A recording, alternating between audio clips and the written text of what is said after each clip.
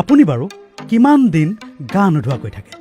ঠেটুৱৈ ধৰা শীতত বহু লোকে সপ্তাহত 2-3 দিনমানহে স্নান কৰে। এনে লোকো আছে যি নিয়মীয়াকৈ অৰ্থাৎ দৈনিক স্নান কৰে। কিন্তু এই বিশ্বত এনে এটি বিশেষ জনজাতি আছে যিয়ে জীৱনত কোনোদিন গা ধোৱা নহয়। হয়, আচৰিত যেন লাগিলেও এয়াই সত্য। অৱশ্যে পৰিষ্কাৰ হৈ থাকিবলৈ তেওঁলোকে অৱলম্বন কৰে অন্য এক বিকল্প পদ্ধতি। সঁচাই আমাৰ পৃথিৱীখন অলেখ আশ্চৰ্য তথা বৈচিত্ৰ্যৰে ভৰপূৰ। অবিচাৰ্য যেন লগা বহু সত্যৰেও ভৰপূৰ আমাৰ পৃথিৱীখন। চাওকচোন, দৈনিক স্নান কৰা মানুহৰ স্বাভাৱিক নিয়মৰ বিপৰীতে এইখন পৃথিৱীতে আছে জীৱনত এদিনো গা নোধোৱা এটা বিশেষ জনজাতি। হয়, এই বিশেষ জনজাতিটো বাস কৰে আফ্ৰিকা মহাদেশত। দক্ষিণ আফ্ৰিকাৰ নামিবিয়া নামৰ এই দেশখনত হিম্বা অথবা অমহিম্বা বা অভাহিম্বা নামৰ জনজাতিটোৰ লোকসকলে জীৱনত কোনোদিনেই পানীৰে স্নান কৰি পোৱা নাই। অবিচাৰ্য যেন লাগিলেও এয়াই সত্য। কিন্তু কিয়? এয়া কি তেওঁলোকৰ কোনো প্ৰাচীন পৰম্পৰা? কিয় এই জনজাতিটোৰ লোকসকলে স্নান কৰাৰ পৰা সদায় বিৰত থাকে? তাৰ মানে তেওঁলোক অপৰিষ্কাৰ নেকি? মুঠেও নহয়।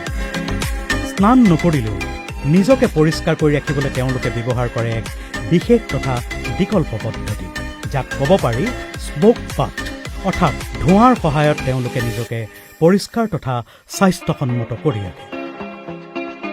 নামিবিয়াৰ উত্তৰ অংশৰ কুনেৰ অঞ্চলত বসবাস কৰা এই জনজাতিটোৰ লোকসকলে পানীৰে স্নান কৰাৰ পৰিৱৰ্তে ধোঁৱাৰ জৰিয়তে নিজকে পৰিষ্কাৰ কৰি ৰাখে। এই পদ্ধতি অনুসৰি স্মোক বাথ কৰাৰ পূৰ্বে তেওঁলোকে নিজৰ শৰীৰত এক বিশেষ ৰঙা মাটিৰ প্ৰলেপ সানি লয়।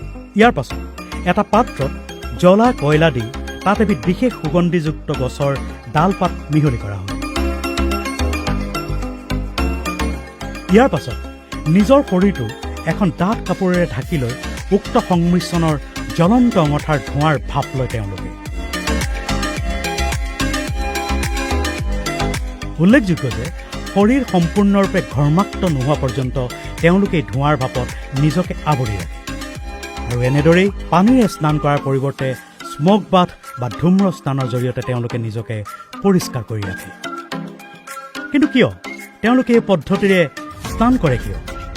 আচলতে এই জনজাতিটোৰ লোকসকলে যি অঞ্চলত বাস কৰে সেয়া সম্পূৰ্ণৰূপে মৰুভূমিৰে আৱৰা, আৰু সেয়ে স্নান কৰাৰ বাবে স্বাভাৱিকতেই পানীৰ অভাৱ। বহু কষ্টৰ বিনিময়তহে তেওঁলোকে খোৱা বা ৰন্ধা বঢ়াৰ বাবে সামান্যতম পানীৰ যোগাৰ কৰে। গতিকে এনে ক্ষেত্ৰত স্নানৰ বাবে পানীৰ যোগাৰ বা ব্যৱহাৰ প্ৰায় অসম্ভৱ। ফলস্বৰূপে জীৱনত কোনোদিন পানীৰে স্নান নকৰিলেও বিকল্প পদ্ধতি স্মোক বাথৰে তেওঁলোকে পৰিষ্কাৰ কৰি ৰাখে নিজকে। প্ৰিয় দৰ্শক, নহয়নে বাৰু এনে বহু বৈচিত্ৰ্যৰে ভৰপূৰ আমাৰ পৃথিৱীখন? প্ৰণিধানযোগ্য যে দক্ষিণ আফ্ৰিকাৰ নামিবিয়া নামৰ এই দেশখন অবিচাৰ্য সত্যৰ উপৰিও দেশখনৰ প্ৰাকৃতিক সৌন্দৰ্য, বন্যপ্ৰাণী, সোণৰ ঘাঁহ, ৰহণীয়া সংস্কৃতি আদিৰ বাবে নামিবিয়া বহু পৰ্যটকৰে এক আকৰ্ষণীয় স্থান। International desk, times the truth.